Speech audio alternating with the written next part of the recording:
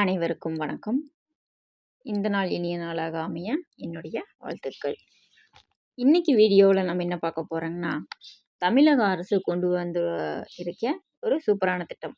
1982ஆம் ஆண்டு வந்து கூலி தொழிலை மட்டுமே நம்பி இருக்கிற உடல் உழைப்பு தொழிலாளர்களுக்கான ஒரு நலத்திட்ட உதவிகள் வழங்கக்கூடிய ஒரு திட்டம்னு பார்த்தீங்கன்னா, அமைப்பு சாரா தொழிலாளர் நல வாரியம். இந்த வாரியத்தில் நம்ம எப்படி உறுப்பினராக இணையிறது, அது கொடுக்கக்கூடிய நலத்திட்ட உதவிகள்லாம் எப்படி நம்ம வாங்குறது, அதுக்கான ஆவணங்கள் என்னென்ன மாதிரியான உதவிகள் நம்மளுக்கு கொடுக்குறாங்க அப்படிங்கிறத வந்து இந்த வீடியோவில் நம்ம டீட்டெயிலாக பார்க்க போகிறோம். ஸ்கிப் பண்ணாமல் இந்த வீடியோவை பாருங்கள். உங்களுக்கு நிறைய விஷயங்கள் நம்ம தெரிஞ்சுக்கலாம். இந்த திட்டத்தில் நீங்களும் இணைஞ்சு பயன்பெறலாம். முதல்ல வந்து இதில் என்னென்ன மாதிரியான நலவாரியம் இருக்குது, எத்தனை வகையான நலவாரியம் இருக்குதுன்னு பார்த்தீங்கன்னா 17 வகையான நலவாரியங்கள் இருக்குது. கட்டுமான தொழிலாளர் நலவாரியம், உடல் உழைப்பு தொழிலாளர்கள் நலவாரியம், ஓட்டுநர்கள் நலவாரியம், சலவை தொழிலாளர்கள் நலவாரியம், தையல் தொழிலாளர்கள் நலவாரியம், கைவினை கலைஞர்கள் நலவாரியம், பனைமரத் தொழிலாளர்கள் நலவாரியம், ஓவியர்கள், பொற்கொள்ளர்கள், கைத்தறி நெசவாளர்கள், விசைத்தறி நெசவாளர்கள், மண்பாண்ட தொழிலாளர்கள், சமையல் கலைஞர்கள், சாலையோர வியாபாரிகள், இந்த மாதிரி நல வாரியங்கள் இருக்குது. இதில் உட்பிரிவுகள் இருக்கும். இப்போ கட்டுமான தொழிலாளர்கள்னு பார்த்தீங்கன்னா பெயிண்டர்ஸ் இருப்பாங்க, வயரிங் பண்ணுறவங்க இருப்பாங்க, எலக்ட்ரீஷியன்ஸு சொல்லக்கூடிய வயரிங் பண்ணுறவங்க இருப்பாங்க. இந்த மாதிரி நிறைய அதில் உட்பிரிவுகள் இருக்கும். இவங்க எல்லாருமே வந்து இந்த நல வாரியத்தில் உறுப்பினராக நம்ம இணைஞ்சிக்கலாம். இதில் வந்து என்னென்ன மாதிரியான உதவித்தொகைகள் வழங்குறாங்க அப்படின்னா, திருமண உதவித்தொகை, கல்வி உதவித்தொகை, இயற்கை மரணம், ஈமச்சடங்கு அதுக்கு மாதிரியான உதவித்தொகை, விபத்து காப்பீடு விபத்துக்கான உதவித்தொகை, மூக்கு கண்ணாடி வாங்கணும் அப்படின்னா அதுக்கான ஒரு உதவித்தொகை, அது இல்லாமல் அவங்க ஹாஸ்டலில் சேர்ந்து பசங்க படிக்கிறாங்க அப்படின்னா அதுக்குமே ஒரு உதவித்தொகை நம்மளுக்கு கொடுக்குறாங்க. ஃபஸ்ட்டு வந்து நம்ம என்னென்ன மாதிரியான உதவித்தொகை கொடுக்குறாங்க, அதுக்கு எவ்வளவு தொகை வந்து நம்ம உதவித்தொகையை நம்மளுக்கு வழங்குறாங்க அப்படிங்கிறத நம்ம பார்ப்போம். ஃபஸ்ட்டு வந்து திருமண உதவித்தொகை. இப்போ ஒரு நபர் வந்து இந்த நல வாரியத்தில் உறுப்பினராக இருக்காங்கன்னா அவங்களுடைய பையனோ பொண்ணோ கல்யாண வயசு இருக்காங்க அப்படின்னா, பொண்ணு இருக்காங்க அப்படின்னா அவங்களுக்கு 5000 ரூபாயும், பையன் இருக்காங்கன்னா அவங்களுக்கு 3000 ரூபாயும் திருமண உதவித்தொகையாக இந்த நல வாரியத்திலேருந்து நம்ம வாங்கிக்கலாம். அடுத்து மகப்பேறு உதவித்தொகை. அது வந்து 2 குழந்தைகளுக்கு வாங்கிக்கலாங்க. மகப்பேறு உதவித்தொகை 2 குழந்தைகளுக்கு வாங்கிக்கலாம். 6000 ரூபாய் 6000 ரூபாய் 2 குழந்தைகளுக்கு நம்ம வாங்கிக்கலாம்.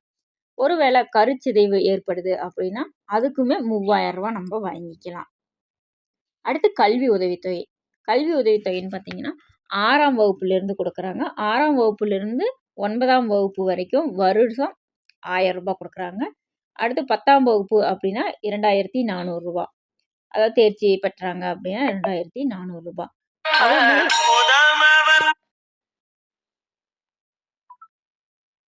அதே மாதிரி 11ஆம் வகுப்பு அப்படிங்கிற பட்சத்தில் 3000 ரூபாய். 12ஆம் வகுப்பு அப்படின்னாலுமே 3000 ரூபாய். தேர்ச்சி பெற்றாலும் ஒரு அமௌண்ட்டு அவங்களுக்கு கொடுக்குறாங்க. அடுத்து உயர்கல்வி படிக்கிறப்போங்க. உயர்கல்வி அப்படின்னா நம்ம பட்டப்படிப்பு படிப்பாங்க இல்லைங்களா, பட்டப்படிப்பு படித்தா மாதம் வந்து 4000 ரூபாயும், இப்போ டிகிரி அந்த மாதிரி படித்தாலும் மாதம் 4000 ரூபாய் தராங்க.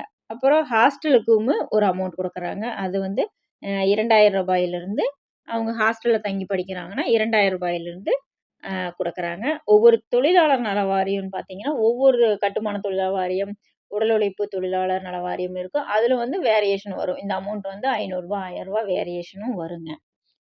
அடுத்து மூக்கு கண்ணாடி. இப்போ கண் கண்ணாடி போடுறாங்க அப்படின்னா அதுக்கு ஒரு 500 ரூபாய் தர்றாங்க. இதுலேயே வந்துட்டு விபத்து காப்பீடு. விபத்து ஏற்பட்டுருச்சு அப்படின்னா 1,00,000 ரூபாயிலேருந்து 1,50,000 1,20,000 வரைக்கும் கொடுக்குறாங்க. ஒருவேளை அவங்களுக்கு விபத்துனால வந்து கை கால் ஊனம் ஏற்பட்டுச்சு அப்படின்னாலுமே அவங்களுக்கு 50,000 அந்த மாதிரி கொடுக்குறாங்க. அடுத்து கட்டுமான தொழிலாளர் பணியின் போது மரணம் ஏற்பட்டு அவங்களுக்கு 5,00,000 ரூபாய் இந்த நல வாரியத்திலிருந்து நம்ம கிளைம் பண்ணிக்கலாம். அடுத்து உங்கள் ஓய்வூதியம் கம்பல்சரி எல்லாருக்குமே 60 வயசுக்கு மேலே ஆயிடுச்சுன்னா மாதம் 1000 ரூபாய் ஓய்வூதியமாக கொடுக்குறாங்க. இந்த திட்டத்தை எல்லாம் நம்ம பயன்பெறணும் அப்படின்னா என்னென்ன ஆவணங்கள் வேணும்னு பார்த்தீங்கன்னா, ஃபர்ஸ்ட்டு ஆதார் கார்டு, வாக்காளர் அடையாள அட்டை, ஸ்மார்ட் கார்டு பெரியது, ஸ்மார்ட் கார்டு வந்து பழசு, புதியது. நம்ம புதுசா இருக்கும், பழைய ரேஷன் கார்டு வச்சிருப்போம் இல்லைங்களா? அது. அது இல்லாம நலவாரி அட்டை நகல் வேணும், பேங்க் பாஸ்புக் வேணும், ஃபோட்டோ வேணும். இவ்வளோதாங்க. இதில வந்து வேறு எதுவும் நம்மளுக்கு தேவைப்படாது. இது எல்லா இப்போ வந்து எல்லா சேவை மையத்துலயுமே இந்த இதில நம்ம ஆன்லைன்ல பதிவு பண்ணி நம்ம அந்த அட்டைய டவுன்லோட் பண்ணிக்கலாம். அதுக்கு ஒரே ஒரு வெரிஃபிகேஷன் கால் மட்டும் வரும். வெரிஃபிகேஷன் பண்ணி நீங்க என்ன தொழில் பண்றீங்கன்னு நீங்க அங்க குடுத்துருக்கீங்களோ, ரிஜிஸ்டர் பண்ணும்போது, அந்த அந்த வேலை பார்க்குறீங்களான்னு சொல்லி வெரிஃபிகேஷன் கால் மட்டும் ஒண்ணு வரும். வந்துச்சுன்னா உங்களுக்கு நீங்க அதை கரெக்ட்டா ஃபோன் அட்டெண்ட் பண்ணி நீங்க பேசிட்டீங்கன்னா, உங்களுடைய ரெக்வெஸ்ட் வந்து அப்ரூவல் ஆயிரும். அடுத்து நீங்க ஒவ்வொரு தடவையும் வந்து 3 வருஷத்துக்கு ஒருக்கா அந்த அட்டைய புதுப்பிச்சுக்கணும். கன்டினியூவா நம்ம புதுப்பிச்சுட்டு வரணும்.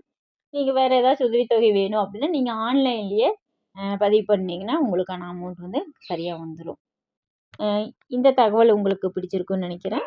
இந்த மாரி எல்லாருமே நல வாரியத்தில உறுப்பினரா சேர்ந்து அரசின் திட்டத்தில நீங்க பயன்பெறுங்க. இந்த வீடியோ உங்களுக்கு பிடிச்சிருக்கு அப்படின்னா, லைக் பண்ணுங்க, ஷேர் பண்ணுங்க. நம்ம இதே மாரியான வீடியோஸ் உங்களுக்கு ரெகுலரா வேணும் அப்படின்னா, நம்மளுடைய சேனல சப்ஸ்கிரைப் பண்ணிக்கங்க. தேங்க் யூ ஃபார் வாட்சிங்.